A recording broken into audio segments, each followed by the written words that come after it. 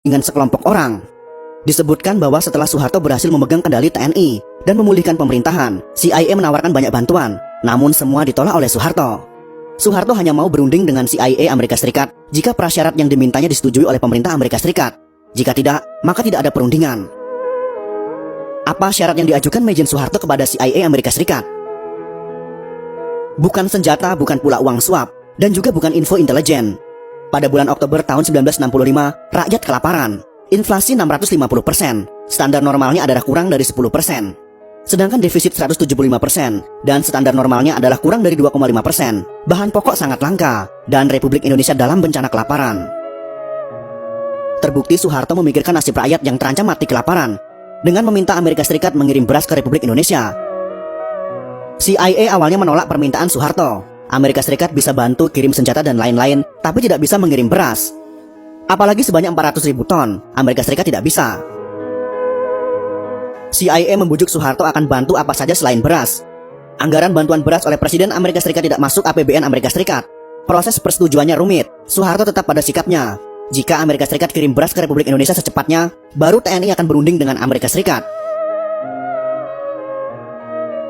CIA tidak punya pilihan kecuali lapor ke Lyndon B. Johnson, Presiden Amerika Serikat yang menggantikan John F. Kennedy, yang tewas ditembak pada tahun 1963. Gara-gara permintaan aneh dari Soeharto kepada Amerika Serikat, Presiden Lyndon B. Johnson terpaksa jungkir balik memenuhinya.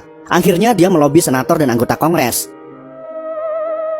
Muncul pertanyaan, mengapa Amerika Serikat repot-repot bersedia memenuhi permintaan Majen Soeharto? Jawabannya adalah, karena keberhasilan Soeharto menggagalkan PKI berkuasa telah meringankan beban berat Amerika Serikat. Perang dingin Barat versus komunis sedang pada puncaknya. Banyak negara di dunia telah dicengkram oleh komunis. Di Asia Tenggara hampir semua jatuh ke tangan komunis, termasuk negara tetangga kita Malaysia. Keberhasilan TNI Angkatan Darat menggagalkan PKI berkuasa tanpa campur tangan Amerika Serikat merupakan anugerah terbesar untuk Amerika Serikat yang sedang frustasi karena komunis. Kekhawatiran Amerika Serikat bahwa teori domino juga terjadi di Asia Tenggara dipatahkan oleh Soeharto tanpa bantuan Amerika Serikat, yang saat itu sedang trauma karena kalah di mana-mana. Amerika Serikat lega, Asia Tenggara gagal dikuasai komunis. Australia lepas dari ancaman ditelan setan komunis. Karena jika Republik Indonesia jatuh, Australia pasti jatuh. Malaysia apalagi, karena kampanye ganyang Malaysia akan terus digencarkan.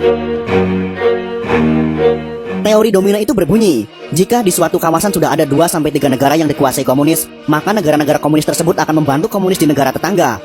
Akhirnya semua negara di suatu kawasan tertentu akan jatuh ke dalam kekuasaan komunis. Sungguh sangat mengerikan. Pemerintah Amerika Serikat sangat berterima kasih atas jasa Soeharto menggagalkan komunis yang berusaha menguasai Republik Indonesia, Australia, New Zealand, Asia Tenggara, dan seterusnya. Salah satu bentuk terima kasih Amerika Serikat adalah dengan menekan Belanda dan pengaruh PBB agar Papua Barat diserahkan kepada Republik Indonesia. Freeport sebagai jaminan Amerika Serikat di Papua. Keberadaan Freeport yang berentitas Amerika Serikat di Papua menjamin keutuhan Republik Indonesia.